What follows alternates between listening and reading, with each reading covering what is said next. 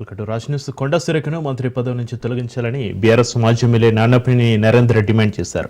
ఓటర్ల మనోభావాలను దెబ్బతీస్తూ ఎన్నికల నియమాలను ఉల్లంఘించి డబ్బుల దుర్వినియోగంపై ప్రజల ముందే ప్రకటించడంపై ఆగ్రహం వ్యక్తం చేశారు. ప్రజాస్వామ్యంలో రాజ్యాంగబద్ధంగా నడవాల్సిన ఓ ప్రజాప్రతినిధి భర్త ఇలా మాట్లాడడంపై ఎన్నికల సంఘానికి ఫిర్యాదు చేసినట్లుగా వెల్లడించారు. తక్షణమే కొండా మురళి వ్యాఖ్యలను ఎవిడెన్స్ గా తీసుకుని సుమోటుగా కేసు నమోదు చేసి చర్యలు తీసుకోవాలని డిమాండ్ చేశారు.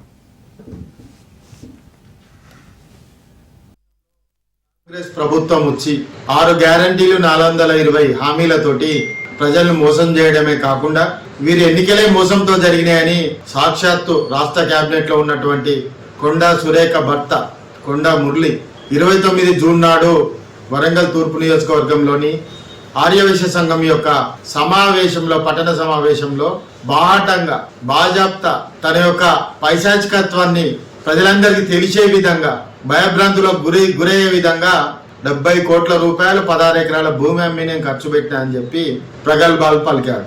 అదే కాకుండా మా నాన్న కొండ ఐలయ్య 500 ఎకరాల వతందార్, మాకు 500 ఎకరాల ఆస్తి ఉంది అని చెప్పడం జరిగింది. ఈ విషయం తెలిసిన వెంటనే నేను మా రాష్ట్ర కన్వీనర్ లీగల్ సెల్ రాష్ట్ర కార్యదర్శి భరత్ కుమార్ గారు, రాష్ట్ర మాజీ చైర్మన్ రాకేష్ గారు స్వయంగా రాష్ట్ర election commission deputy chief Hari Singh గారికి కంప్లైంట్ చేయడం జరిగింది.